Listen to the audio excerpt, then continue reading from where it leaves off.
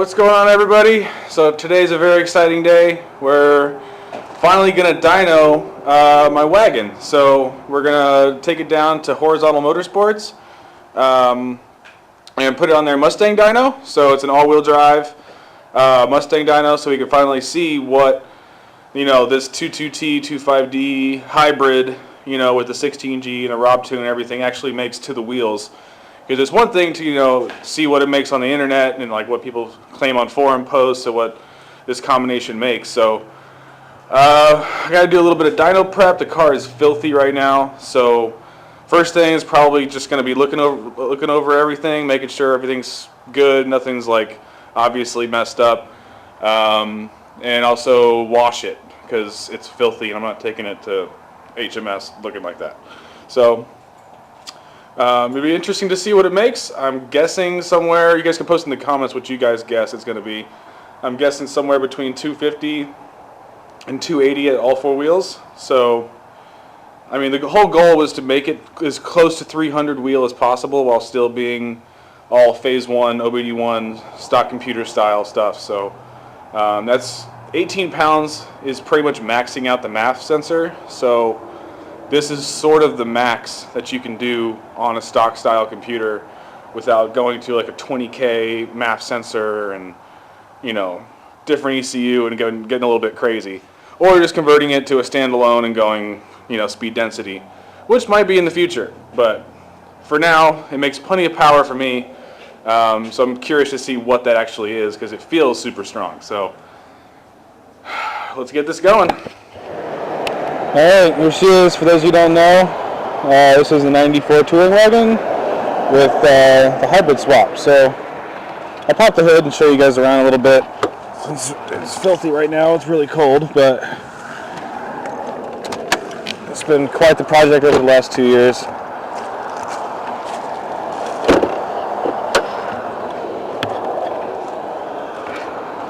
So this is the 22T block. 25D heads, intake manifold,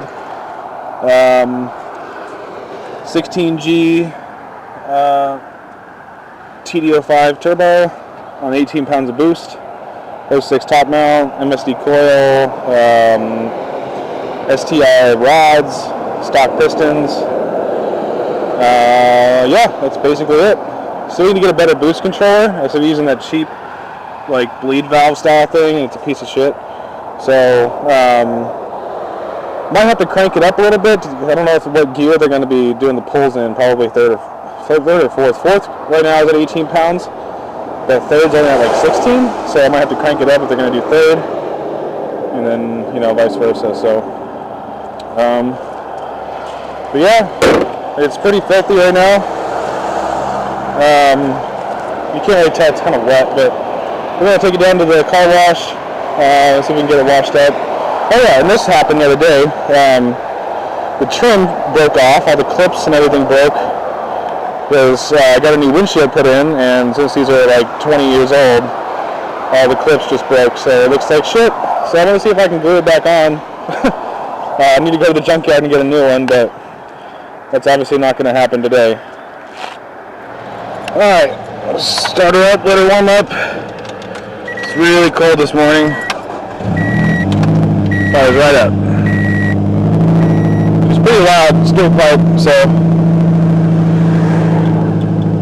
yeah. We'll let her warm up a bit before we get on the road, head over to the car wash. I'll be there for you, calling me when you're lonely, dancing on the roof.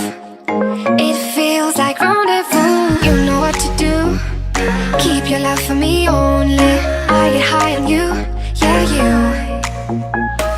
Hey baby, kiss me hard, don't kill my vibe. All my feelings on fire, it's all time. Hey baby, kiss me hard, don't kill my vibe.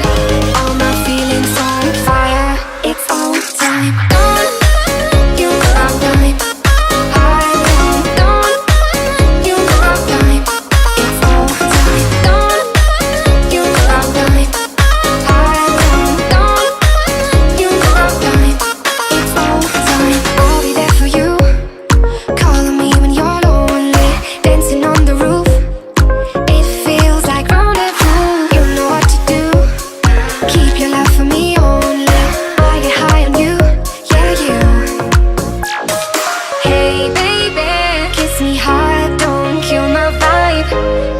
feelings on fire. It's all time. Hey baby, kiss me hard, don't kill my vibe. All my feelings on fire. It's all time. Don't you stop time. I don't you stop time. It feels like don't you stop time. I don't you stop time. It feels like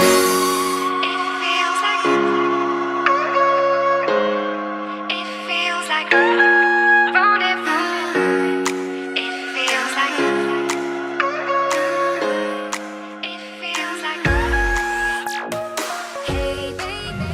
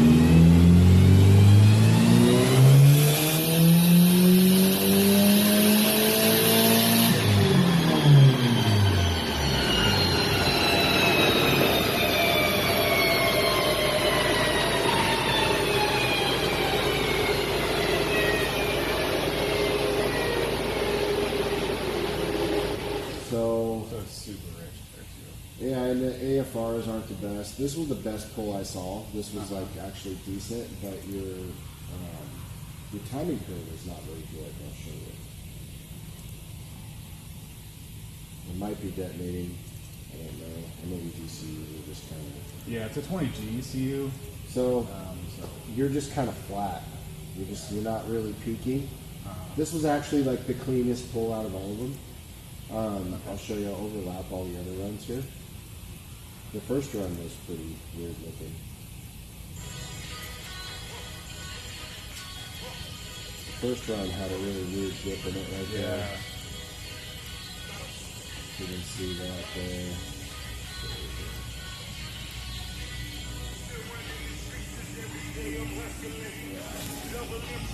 This is your other run. It's basically the same. Pretty close to the same. So that first run was really weird. Didn't like that. And I'll show you the AFRs how they were super rich. Yeah, it's Yeah, very rich. well, it's supposedly tuned for 18 pounds, and if it's not even getting close to that. I can do another run and forth if you want to see if it'll pick up your boost. It should. Yeah, it should. Now I'm wondering how it's going to crank the boosting forward so much. Well, what I need did to you throw that thing remember away. how much you turned it up? Yeah, You so turn I it back turned to it where up. it was. Yeah, I'll turn it back down. Turn it back down a little bit, and if it starts, if it's going to go over 18, I'll let off early and we can adjust it.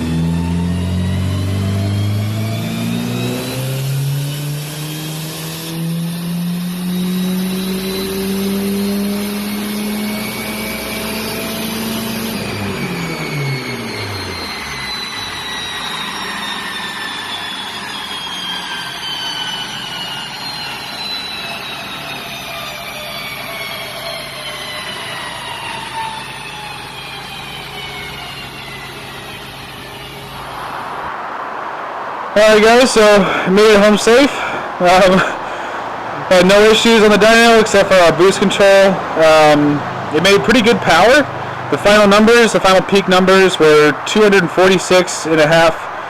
horsepower at the wheels and 293 foot-pounds of torque or so.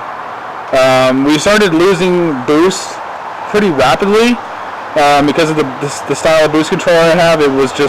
It's the bleed valve style, and I'm not really sure what's wrong with it, but it's garbage. So I need to get like a proper electronic boost controller to manage the boost for me, so I can hold that 18 pounds. Because that's what the peak number was at 18 pounds at 5,000 RPM, I think. I got the numbers here, so see if we can focus.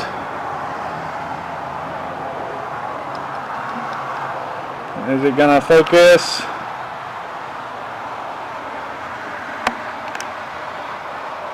Nope, not gonna focus. Be at 246.5, 294.2 torque. So as you can see in the boost curve here, the power curve here, so we get this huge spike when boost comes on at about 18 pounds, and you can see this is horsepower as it's dropping off. Actually, it's torque, so the horsepower is the red one. This one, oops. So you can see as it reaches like peak torque, and then like the boost just starts dropping all the way down. So the torque goes way down once the boost gets down to about 12 pounds down there. So if I fix the boost controller, I should be able to carry this torque pretty far across the torque band, and also the horsepower as well. As you can see, these are the air fuels and boost level. So this is the boost level. It spikes and then it just starts dropping. So it went down below like 11.5 pounds. So it went from 18 all the way down to like 11. And I cranked it way up to try to compensate for that, and that didn't work at all. So my air fuels are super rich. This is 10.5, pretty much across the board. So the injectors at 550s are pretty much running at max here, and then once the boost leveled out, it kind of went up into the 11s up at the top end. But there's no real point rubbing it past 6,800 anyway after that, because it was dropping power pretty quickly because of the boost was going down so low. So I'd like to dyno it again, once I get a proper boost controller in there and see what the curve looks like. But it kind of is what it is. So for those of you who don't know what this setup is, I'll just kind of go over it real quick. A lot of people who watch this motor be built on our channel know exactly what it is, but it's a 22T block, 257 rods out of an 05 STI, stock 22T pistons, 25D heads from a 98 Legacy GT, same intake manifold from a Legacy GT, 06 top mount, CX Racing 16G TD05 turbo, MSD coil pack, GFB blow-off valve, Perrin equal length header, tile 38 mil external wastegate, 3-inch downpipe, kind of like all the basic stuff you do. So with those numbers, I'm pretty happy with that. I mean, that's damn good torque for this setup, especially in a light chassis like this. Like, I'd much rather have a car like this that I built myself than, I mean, I could have spent the same amount of money, about $8,000 or so, and went and bought a clean, like, WRX that makes less horsepower than this, but it's a nicer car. But to me, I'd rather have a lighter car that I built myself, and it's just, it's a lot more fun. So, and plus, I pretty much beat any stock WRX out there. So, but yeah, it makes more horsepower than like most stock STIs. So, and more torque too. So that's pretty good, because that is at the wheels on a Mustang dyno. So I mean, I know like dyno jets and other stuff read higher, but Mustang dynos are a little bit more accurate to what the car is actually putting down. So I'm pretty happy with it. So if you guys have any questions, you want to build something like this for yourself, and you're kind of wondering what it is, you can go back to watch all videos, or you can comment below. I always try to respond to comments and help people out. So well, thank you guys for made it this far in the video. Right now I gotta get it back up on jack stands and swap my exhaust so I can go pass emissions tomorrow. As you guys saw in the video, I got a trip permit still, so I gotta get this thing past emissions so I can get my tags for the next 2 years before I can go any further. But you guys might see kind of a break in some of the videos because we are going to be moving. So this shop is going to be no more. We're going to be moving into a new house across town. It has a much bigger garage, much nicer setup. So it's gonna be a lot better in the long run for all these next projects we got coming up. A few things we have coming up. We got the Camaro. That's getting a head swap, cam swap, exhaust, a full, whole bunch of stuff in that. Just stay tuned for that. But if there's a gap in the videos, that's why. So, but thank you guys for watching. If you made it this far, like I said, post in the comments if you have any questions. See you next time.